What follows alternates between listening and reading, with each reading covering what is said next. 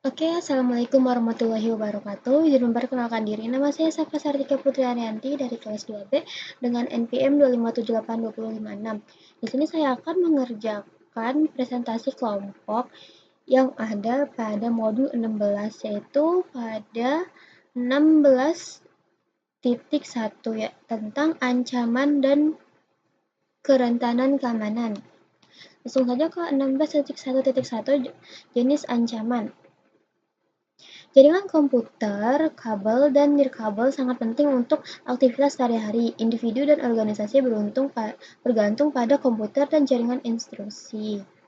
Nah, yaitu setelah pelaku ancaman dapat akses ke jaringan, 4 jenis ancaman dapat muncul. Itu yang pertama ada pencurian informasi, yang kedua kehilangan dan manipulasi data, yang ketiga pencurian identitas, dan keempat gangguan layanan. Lanjut ke 16.1.2 tentang jenis kerentanan. Kerentanan adalah tingkat kelemahan dalam jaringan atau perangkat. Beberapa tingkat kerentanan melekat pada router, saklar, desktop, server, dan bahkan perangkat keamanan. Biasanya perangkat jaringan yang diserang adalah titik akhir seperti server dan komputer desktop. Nah, ada 3 kerentanan atau kelemahan utama: kebijakan teknologi, konfigurasi, dan keamanan. Ketiga sumber kerentanan ini dapat membuat atau perangkat terbuka terhadap sebagian serangga, termasuk serangga kode berbahaya dan serangga jaringan. Oke, lanjut ke 16.1.3 tentang keamanan fisik. Area rentan jaringan yang sama pentingnya untuk dipertimbangkan adalah keamanan fisik perangkat. Jika sumber daya yang dapat disusupi secara fisik, pelaku ancaman dapat menolak penggunaan sumber daya jaringan. Nah, di sini ada 4 kelas ancaman fisik, yaitu yang pertama ada ancaman perangkat keras, ancaman lingkungan, ancaman listrik, dan yang terakhir ancaman peliharaan. Nah, gambaran ini adalah rencanakan keamanan fisik untuk membatasi kerusakan peralatan. Ini gambarnya. Langkah 1 yaitu kunci peralatan dan cegah akses tidak sah dari pintu, langit-langit, lantai yang ditinggikan, jendela, saluran, dan ventilasi. Terus langkah yang kedua adalah pantau dan kontrol entry lemari dengan lock elektronik. Dan yang terakhir, gunakan kamera keamanan. Oke, sudah selesai presentasi dari saya. Presentasi kali ini akan dilanjutkan ke teman saya yang berikutnya. Saya akhiri. Wassalamualaikum warahmatullahi wabarakatuh. Assalamualaikum warahmatullahi wabarakatuh. Saya Haikal Pasha. Jadi di video kali ini saya akan presentasi di modul 16 Network Security Fundamental di sub 16.2 di Network Attacks.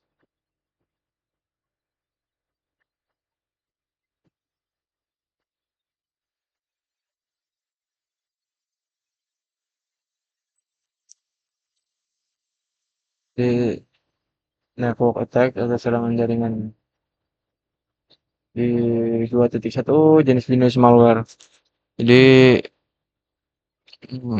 ya, pertama, malware adalah singkatan dari malicious software atau perangkat lunak berbahaya. Ini adalah kode atau perangkat lunak yang dirancang khusus untuk merusak, mengganggu, mencuri, atau melakukan tindakan buruk atau ilegal pada data, host atau jaringan. Virus, worm, dan Trojan horse adalah jenis-jenis malware. Yang pertama, virus. Virus komputer adalah jenis malware yang menyebar dengan menyisipkan salinan dirinya sendiri ke dalam dan menjadi bagian dari program lain. Virus menyebar dari satu komputer ke komputer lain, meningkatkan infeksi saat ia berpindah. Tingkat keparahan virus dapat bervariasi mulai dari efek yang sedikit mengganggu hingga merusak data atau perangkat lunak dan menyebabkan kondisi penolakan layanan DOS. Hampir semua virus terlampir pada file yang dapat dieksekusi, yang berarti virus mungkin ada di sistem tetapi tidak akan aktif atau dapat menyebar sampai pengguna menjalankan atau membuka file atau program host yang berbahaya.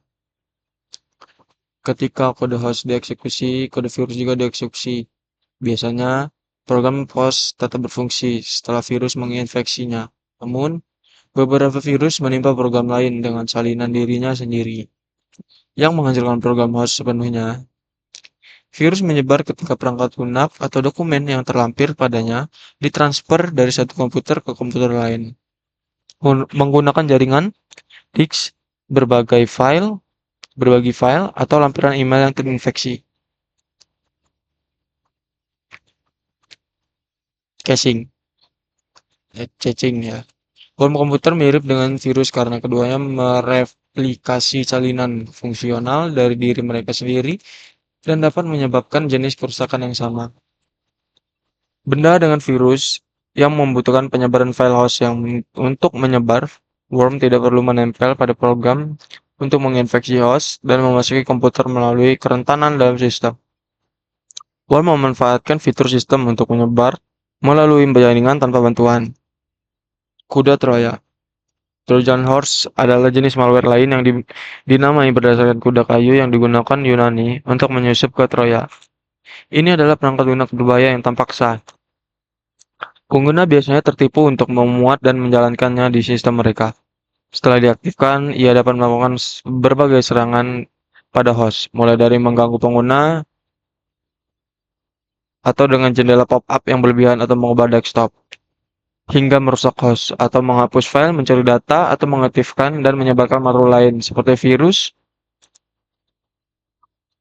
Trojan horse juga dikenal dapat membuat pintu belakang atau backdoor untuk memberi pengguna jahat akses ke sistem.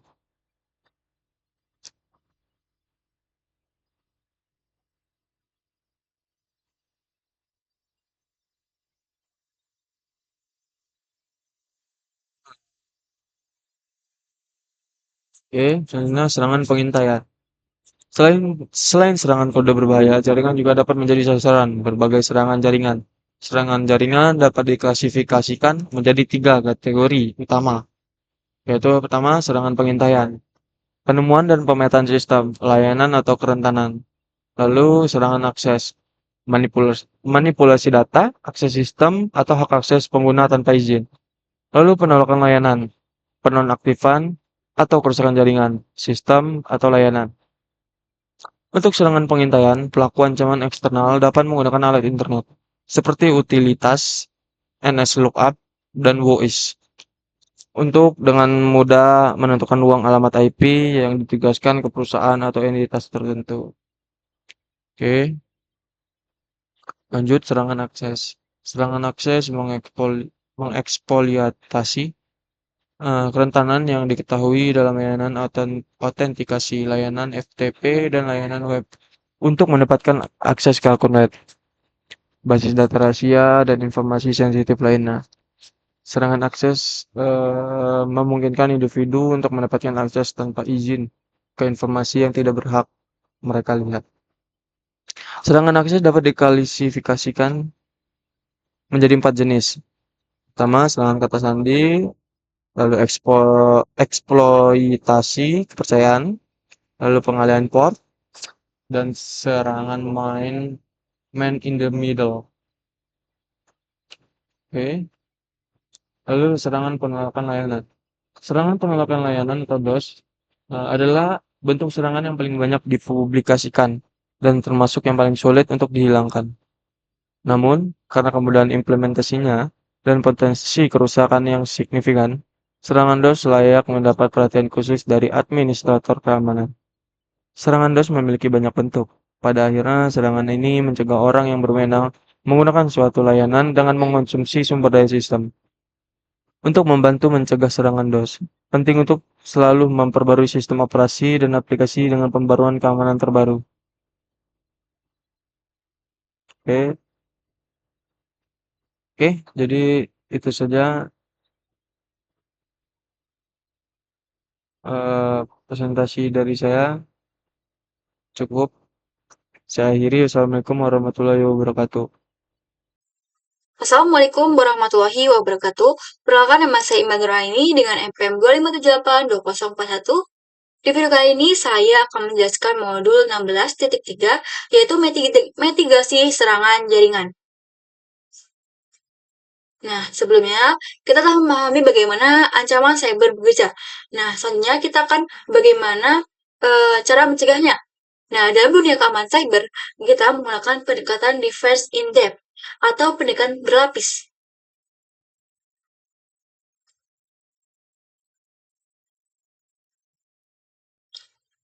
Jadi, dalam sebuah kampus area network itu terdapat 5 komponen kritis yang sering digunakan. Yang pertama terdapat VPN. VPN ini akan memberikan terowongan transkrip untuk akses jarak jauh yang aman. Yang kedua ada asal freeware.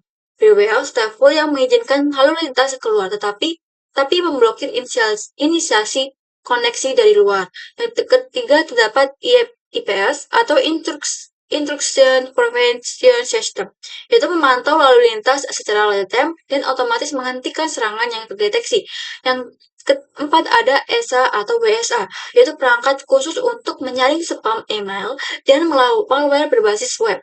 Yang terakhir terdapat AAA server, yaitu basis data terpusat untuk authentication. Siapa Anda, authentication, apa yang Anda lakukan, apa yang boleh Anda lakukan, serta ada accounting atau apa yang Anda kerjakan.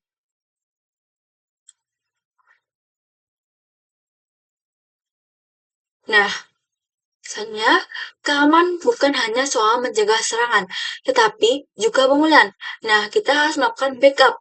Jadi, kita akan melakukan backup konfigurasi perangkat dan data secara berkala, seperti harian atau mingguan. Nah, backup harus divalidasi dan disimpan di lokasi offsite yang aman serta dilindungi dengan password. Nah, di sini terdapat tabel pertimbangan pencadangan. Yang pertama terdapat frekuensi, yang kedua ada validasi, yang ketiga ada penyimpanan, dan terakhir ada keamanan.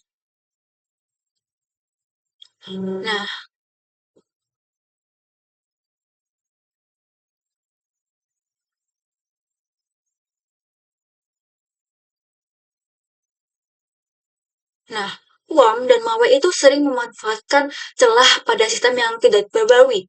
Nah, kita akan selalu memastikan upgrade pada sistem operasi kita dan patching keamanannya dengan mengotomatisasi unduhan update pada endpoint. Dengan begitu kita akan menutup celah keamanan. Dengan cepat. Langkah cerdas untuk menutup celah keamanan dengan cepat. Seperti itu.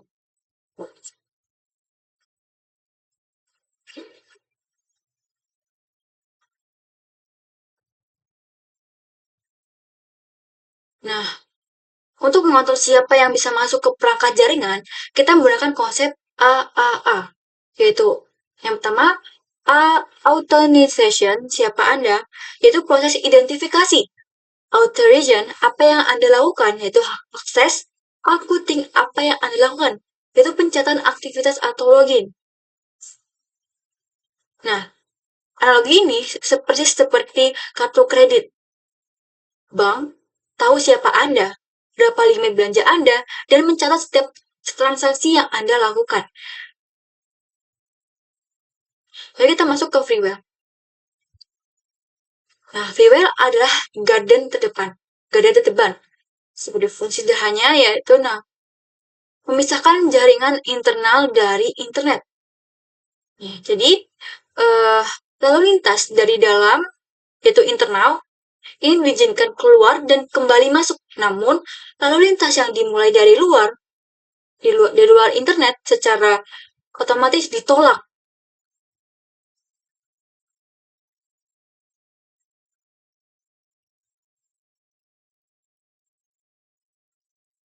Nah, di sini terdapat DMZ.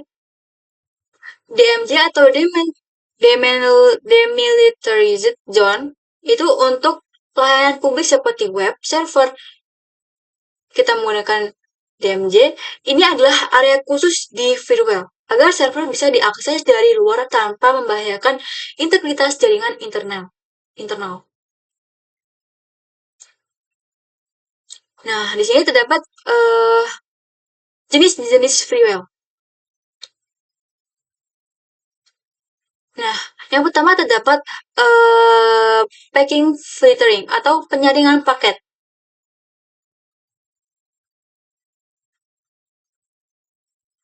Nah, penyaring pakai ini akan mencegah atau mengizinkan akses berdasarkan alamat IP atau MAC.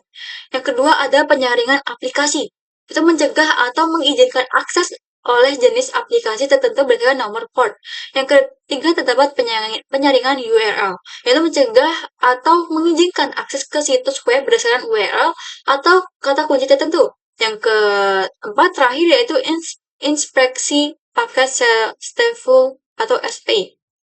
Jadi, paket yang masuk harus merupakan respon yang sah terhadap permintaan dari host terminal internal.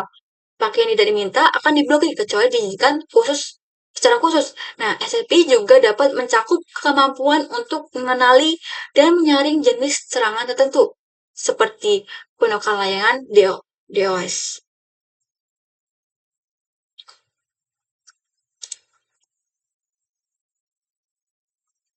Nah, selanjutnya ya, kita masuk ke keamanan titik terakhir. Nah, endpoint seperti laptop, PC, smartphone seringkali menjadi mata rantai terlemah karena faktor manusia. Edukasi pengguna, kebijakan pengguna, antivirus, dan manajemen akses adalah kunci. Nah, jadi kita harus tetap waspada, terus memperbaiki sistem agar aman dari serangan-serangan orang-orang jahat. Seperti itu. Jadi, endpoint atau host adalah sistem komputer atau perangkat individual yang berdiri sebagai pelayanan jaringan. Seperti laptop tadi, server, smartphone, dan tablet. Jadi kita harus mengamankan endpoint kita agar terjaga, tetap aman gitu. Seperti itu. Mungkin cukup penjelasan dari saya akhiri. Jika ada kesalahan kata, saya mohon maaf. Saya akhiri. Wassalamualaikum warahmatullahi wabarakatuh. Baiklah, di sini saya akan melanjutkan tentang modul 16 ini, di mana saya akan menjelaskan 16.4 yaitu perangkat keamanan sebuah perangkat. Di mana di dalam ini Cisco itu ada auto secure atau disebut dengan area jaringan yang membutuhkan perhatian khusus untuk menjaga sebuah keamanan adalah perangkat. Nah, terus di sini juga kita sebuah keamanan itu kita itu harus memiliki sebuah kata sandi untuk kayak misalnya di HP kita, di komputer kita, di tablet kita, ataupun di alat-alat alat-alat internet atau jaringan yang lainnya. Itu tuh butuh keamanan. Jadi gini, di keamanan itu kita bisa pakai beberapa opsi atau operasi. Jadi kita pakai nama pengguna, kata sandi, terus kita pakai akses sama sumber dayanya dari apa, terus kita juga pakai layanan dan aplikasi yang kita perluin sebagaimananya dimatikan dan dihapus instalasinya jika kemungkinan.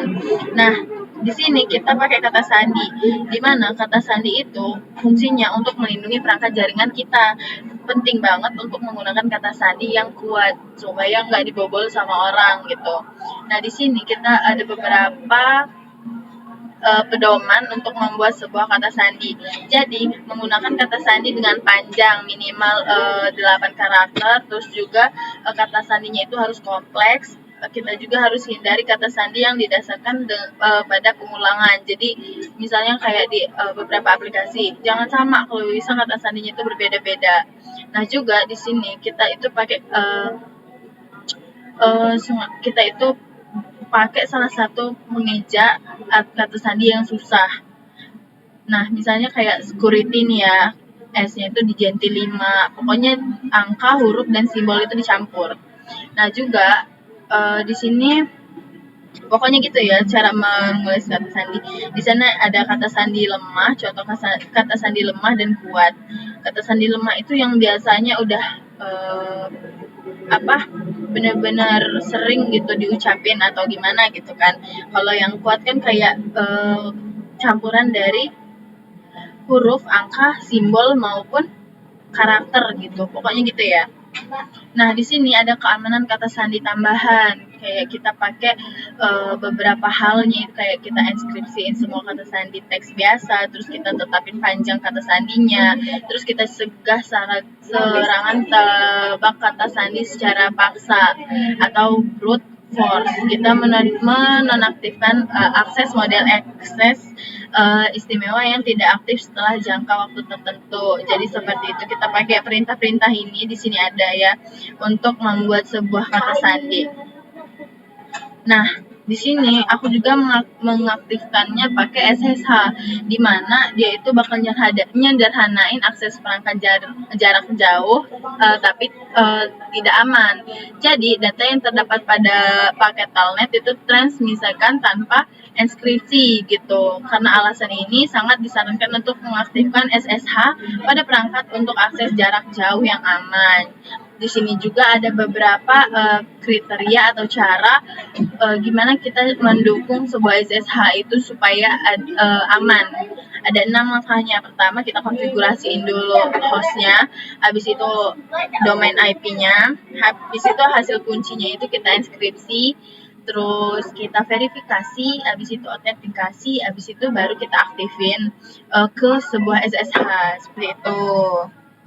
Nah, di sini kita juga nonaktifin layanan yang tidak digunakan ini untuk terakhir, dimana kalau misalnya ada layanan yang gak digunain, kita itu langsung offin aja supaya supaya kita juga bisa menghemat sumber daya sistem seperti siklus CPU-nya, RAM-nya, terus juga mencegah pelaku ancaman mengekspoliasi layanan ini. Jadi jenis layanan yang aktif itu bakal bervariasi nih tergantung pada versi iOS masing-masing. Seperti itu. Di sini kita pakai perintah show IP port all seperti itu. Nah, mungkin cukup sekian ya untuk penyampaian modul dari kelompok kami di sini. Kalau misalnya ada penyampaian atau salah kata, kami mohon maaf. Saya akhiri. Wassalamualaikum warahmatullahi wabarakatuh.